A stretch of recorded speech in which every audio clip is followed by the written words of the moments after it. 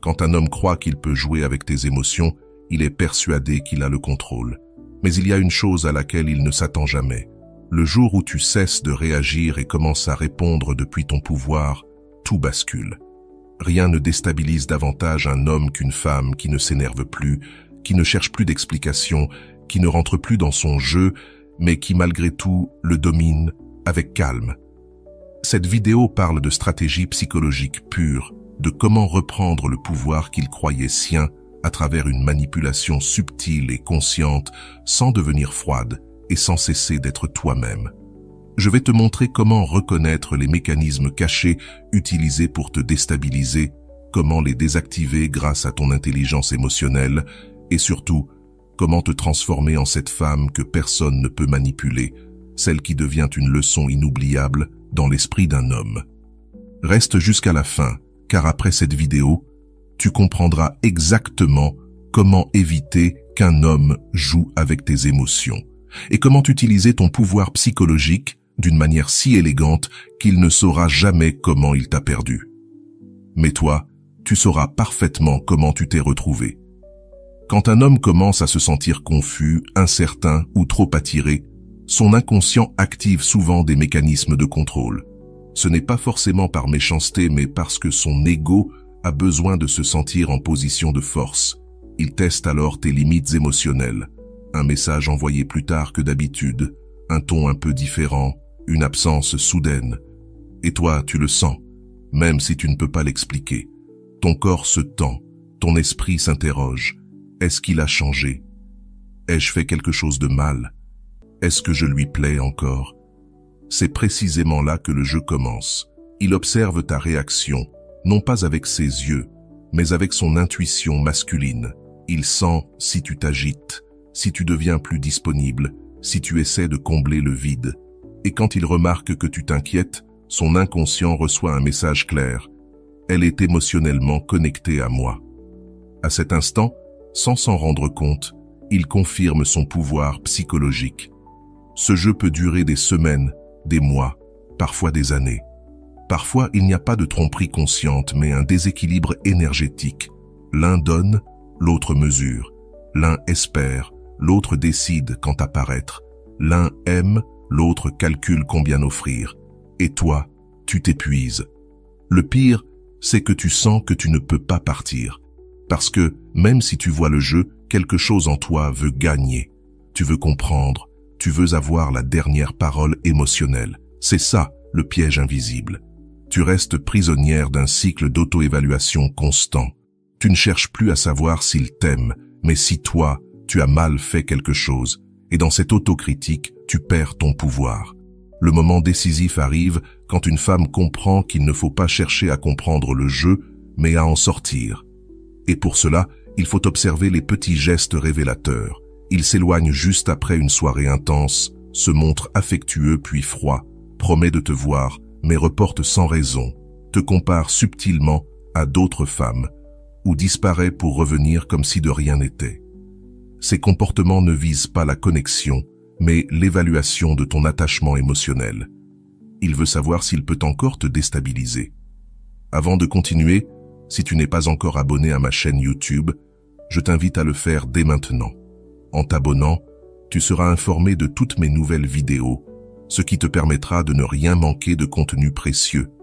La majorité des femmes tombent dans le piège sans le savoir, car elles réagissent depuis la peur, peur de le perdre, peur de paraître distante, peur que le lien s'éteigne. Et cette peur se lit dans ton ton, ton regard, ton énergie. C'est ici qu'intervient le premier grand changement psychologique. Cesse de réagir, commence à observer. Au lieu de te demander « Qu'est-ce que j'ai fait de mal ?» demande-toi « Qu'est-ce qu'il cherche à mesurer avec ce comportement ?» À ce moment précis, tu sors du jeu, tu passes de joueuse à observatrice. Et cette posture change tout, car le mental masculin ressent immédiatement la différence. Le plus grand déséquilibre pour un homme, c'est une femme émotionnellement imprévisible, non pas par manipulation, mais par maturité. Une femme qui ne répond pas au désintérêt par l'anxiété, ni à la proximité par l'euphorie. Une femme qui voit le schéma, mais ne s'y laisse plus prendre. Quand il remarque que ses micro-tests de pouvoir n'ont plus d'effet, il perd le contrôle. il devient confus. Avant, elle réagissait. Maintenant, je ne comprends plus. Et sans que tu aies à dire un mot, tu reprends le contrôle psychologique. Le mental masculin a besoin de se sentir maître de son environnement émotionnel. Mais lorsqu'il rencontre une femme qui ne dépend pas de son attention pour se sentir valable, toute sa structure interne vacille. Il ne peut plus projeter ses insécurités sur toi. Il est obligé de les regarder en face. Et ça, pour son ego, c'est insupportable. C'est souvent à ce moment qu'il dit « Tu n'es plus la même, tu es distante ». Mais ce n'est pas de la froideur, c'est de l'équilibre, c'est la fin du jeu. La clé, c'est de reconnaître quand on te teste émotionnellement.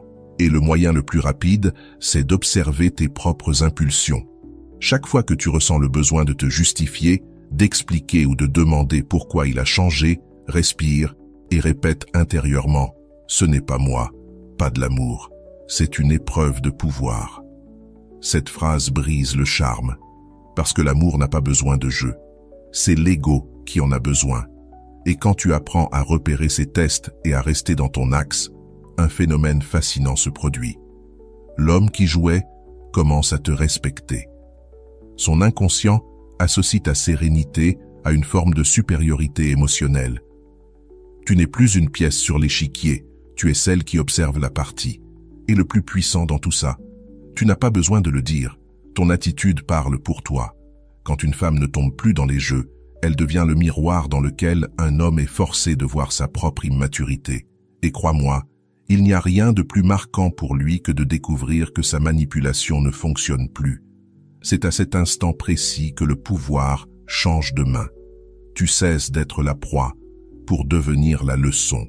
Reste bien là, car dans la suite, tu vas comprendre pourquoi plus tu cherches à le comprendre, plus tu lui donnes de pouvoir sans t'en rendre compte et comment inverser ce piège avec une précision psychologique implacable. Quand un homme t'envoie des signaux ambigus, tu les interprètes, il se sent important, et toi, tu finis épuisé, vide et confuse. Mais attention, ne confonds pas cela avec de la méchanceté ou de la froideur. Parfois, les hommes jouent sans même savoir qu'ils jouent. Ils ne font que chercher à réaffirmer leur pouvoir émotionnel, et même si cela semble injuste, c'est un instinct ancestral. Alors, comment couper ce cycle sans perdre ta nature aimante? La réponse ne réside pas dans le fait de t'éloigner de lui, mais de te rapprocher de toi-même. Au lieu de te demander « Pourquoi agit-il ainsi ?» demande-toi « Pourquoi cela m'affecte-t-il autant ?» Pourquoi j'essaie encore de comprendre quelqu'un qui, clairement, ne se comprend pas lui-même? C'est là que commence le changement. Parce qu'à partir du moment où tu cesses de chercher la compréhension à l'extérieur et que tu commences à observer tes propres schémas, l'énergie s'inverse. Ce n'est plus toi qui tourne autour de sa confusion. C'est lui qui commence à sentir qu'il a perdu son effet sur toi. Souviens-toi de ceci. Le vrai contrôle émotionnel ne consiste pas à tout comprendre, mais à savoir interpréter sans t'impliquer. Tu n'as pas besoin de justifier son comportement, ni d'analyser chacune de ses paroles. Contente-toi de l'observer depuis cette distance intérieure que procure la clarté. Je vais te partager une pratique psychologique que j'enseigne à de nombreuses femmes. Chaque fois que tu ressens l'envie de trop réfléchir à ce qu'il a fait, arrête-toi et répète mentalement 3 fois « Cela n'a rien à voir avec moi ». Cette phrase, bien que simple, coupe le flux d'énergie qui le nourrit. En la répétant, tu rappelles à ton esprit que son comportement ne définit ni ta valeur ni ta place. Une femme qui maîtrise cette capacité devient un mur émotionnel impénétrable. Non pas parce qu'elle est froide, mais parce que son attention n'est plus gratuite. Et lorsqu'un homme s'en rend compte, quand il perçoit que sa confusion ne te confond plus, tout change. Son ego perd le contrôle et sa psyché commence à chercher une nouvelle façon de se valider, en t'admirant. C'est là que le jeu se renverse complètement. Car tu ne cherches plus à le comprendre, c'est désormais lui qui cherche à te comprendre. Cette inversion d'énergie en psychologie s'appelle la restitution du pouvoir psychique, le moment où tu cesses d'être le reflet de son chaos pour devenir le miroir de sa clarté. Alors, ne tombe pas dans le piège de la validation. Chaque fois que ton esprit veut t'interpréter, souviens-toi, tu n'as pas besoin de comprendre pour conserver ta valeur. Quand tu atteins ce niveau, tu deviens une femme émotionnellement inaccessible à toute manipulation. Et paradoxalement, c'est justement cela qui éveille la plus forte attraction inconsciente. Reste ici, car dans la suite, tu vas découvrir comment rester émotionnellement invulnérable sans perdre ton magnétisme, pour que ta sérénité ne soit pas perçue comme de la froideur, mais comme un véritable pouvoir psychologique. Le véritable pouvoir ne consiste pas à bouger les pièces de l'autre, mais à dominer ton propre échiquier. Lorsqu'une relation toxique se maintient, c'est souvent parce que tu continues, sans t'en rendre compte, à nourrir le lien émotionnel. Le véritable contre-attaque, celle qui désarme son ego et le confronte en silence, consiste à briser la structure qu'il croyait acquise. Voici comment cela fonctionne. Quand un homme pense qu'il a du pouvoir sur tes émotions, il se détend. Pas parce qu'il est cruel, mais parce que son esprit suppose qu'il te possède déjà. Cette sensation lui donne une sécurité psychologique. Mais quand soudain, tu ne réagis plus selon le schéma qu'il attend, ni avec colère, ni avec angoisse, ni avec désespoir, son inconscient entre en alerte. Il vient de perdre son point de contrôle, et à cet instant précis naît la confusion. Il se demande « Qu'est-ce qui a changé ? Que s'est-il passé avec la femme que je connaissais ? Pourquoi ne réagit-elle plus comme avant ?»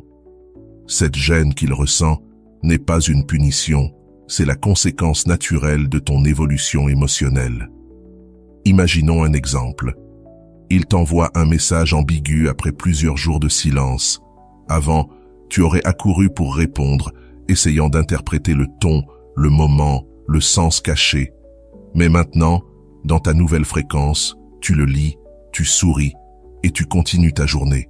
Non pas parce que tu veux jouer, mais parce que tu n'as plus besoin de valider quoi que ce soit. Quelques heures plus tard, il regarde si tu as vu son message. Il ressent cette tension interne qu'il ne peut expliquer et commence à penser à toi beaucoup plus qu'il ne le faisait lorsque tu le poursuivais. C'est ça, le contre-attaque psychologique en action. Ce n'est pas de la vengeance, c'est un réajustement énergétique. Ton absence de réaction crée un vide que son ego veut combler, mais comme tu ne le nourris plus avec des réponses émotionnelles, ce vide devient un miroir. Et dans ce miroir, pour la première fois, il se voit seul. La psychologie nous enseigne que la psyché cherche toujours à se compléter à travers l'autre. Alors, quand tu retires ton énergie réactive, tu l'obliges inconsciemment à faire face à ce qu'il évitait, son propre vide. Et crois-moi, cela le déstabilise plus que n'importe quelle parole ou stratégie. Le contre-attaque psychologique ne consiste pas à contrôler l'extérieur, mais à diriger ton intérieur. C'est choisir de ne pas entrer dans le scénario émotionnel qu'il te propose, désactiver le drame depuis ta conscience. Voici la clé pratique. Remplace chaque impulsion réactive par une action de recentrage. Chaque fois que tu ressens l'envie de lui écrire, rappelle-toi à toi-même. Chaque fois que tu veux prouver que tu n'as plus mal, prouve plutôt que tu te priorises. Et chaque fois que tu veux te justifier, souviens-toi qu'une explication inutile est une forme cachée de demande d'approbation. Mais surtout, n'essaie jamais de lui donner une leçon. Quand ton intention est d'enseigner, tu restes lié à son besoin de validation, et cela maintient le fil énergétique vivant.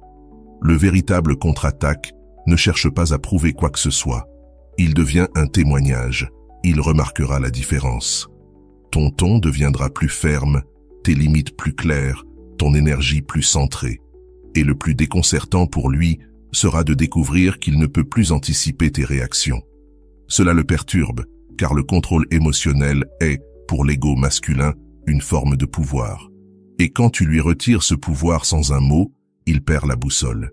Curieusement, à ce moment-là, il commence à faire ce que tu faisais autrefois, chercher des explications, suranalyser tes réponses, imaginer ce que tu ressens.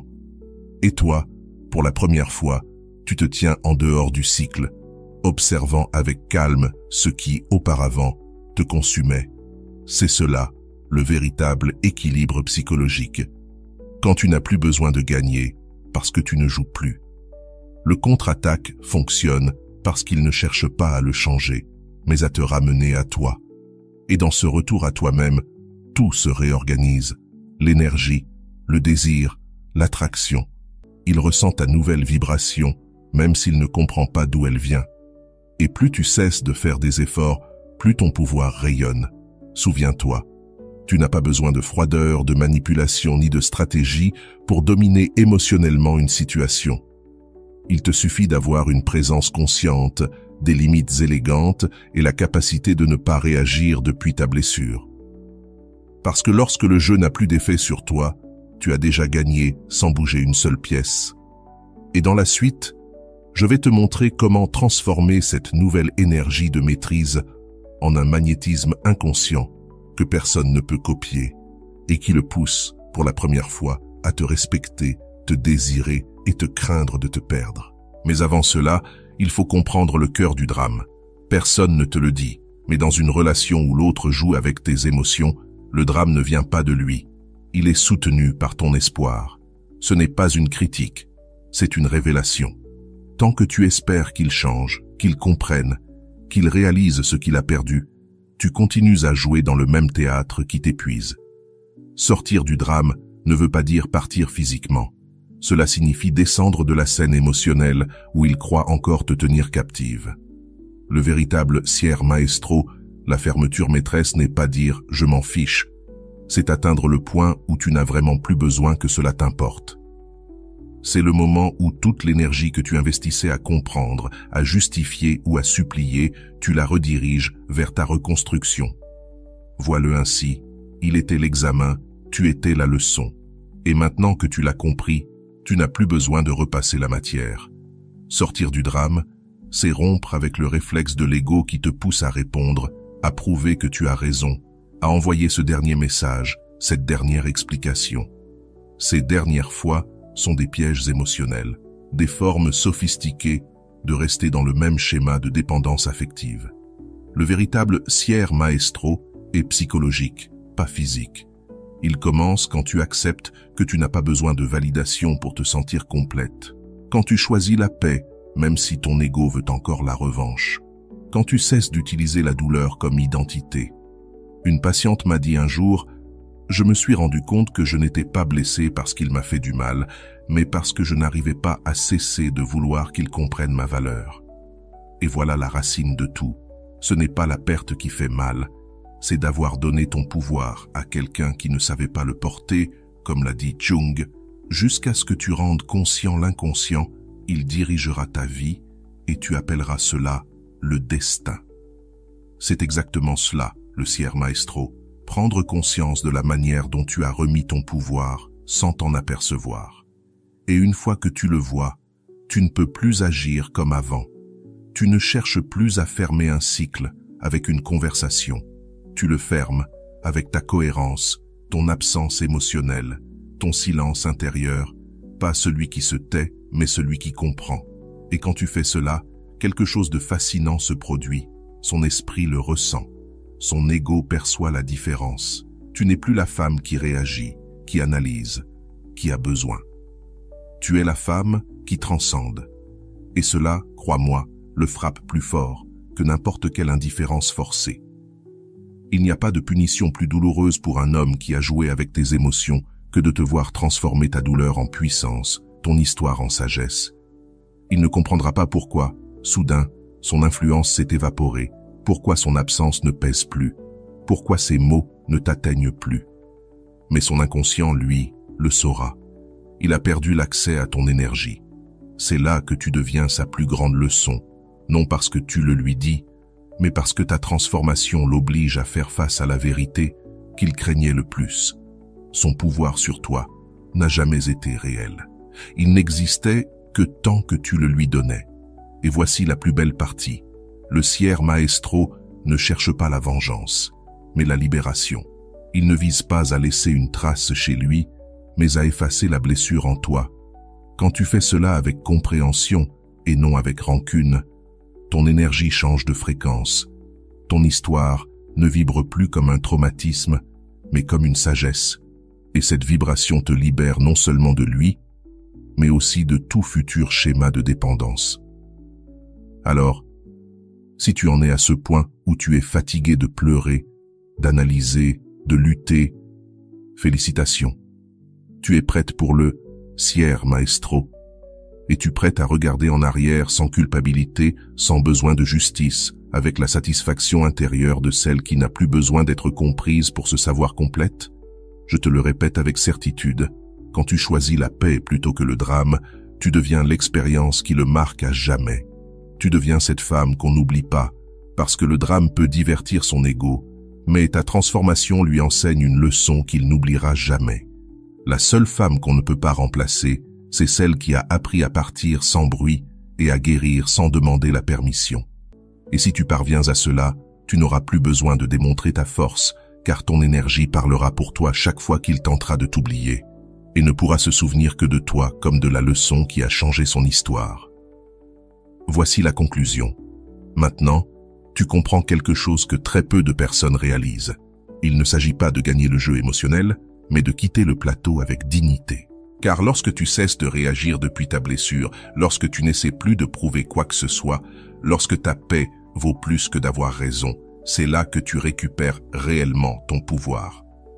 L'homme qui un jour a joué avec tes émotions ne t'oublie pas pour ce que tu as dit, mais pour le calme que tu as laissé derrière toi, le jour où tu as décidé de ne plus jouer. Cette sérénité le déconcerte, car c'est le genre de force qui n'a pas besoin de s'imposer. Et c'est à ce moment précis qu'a lieu la véritable inversion psychologique. Ce n'est plus toi qui cherches à le comprendre, c'est lui qui passe ses nuits à tenter de te comprendre. Ta croissance devient son miroir, ta liberté devient son vide, et ton silence intérieur devient la leçon qu'il n'a jamais vue venir. La psychologie profonde enseigne qu'on ne s'illumine pas en imaginant des figures de lumière, mais en rendant consciente notre propre obscurité. Et c'est exactement ce que tu as fait. Tu as regardé ton ombre, tu l'as guérie et transformée en puissance. Tu n'es plus la femme qui craint d'être manipulée. Tu es celle qui connaît la valeur de son énergie et ne la donne plus à n'importe qui. Voilà la plus haute forme d'amour-propre.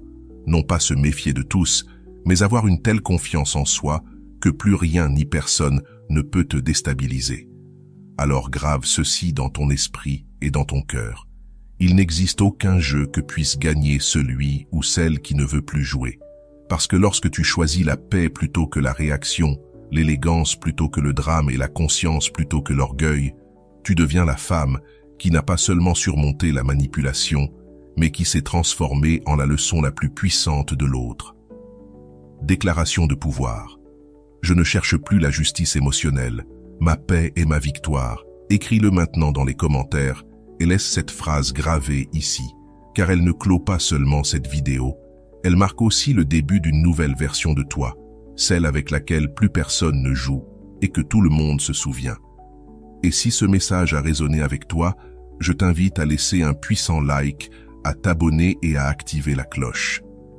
Si tu ressens dans ton cœur l'envie de soutenir encore davantage cet espace, tu peux désormais rejoindre la communauté du canal et bénéficier d'avantages exclusifs, réponses prioritaires à tes commentaires et consultations, participation au choix des prochains sujets et accompagnement privilégié dans ton processus de transformation. Ne pars pas encore, je te laisse à l'écran 2 vidéos de grande sagesse et de valeur profonde. Je t'attends dès maintenant dans celle que tu choisiras.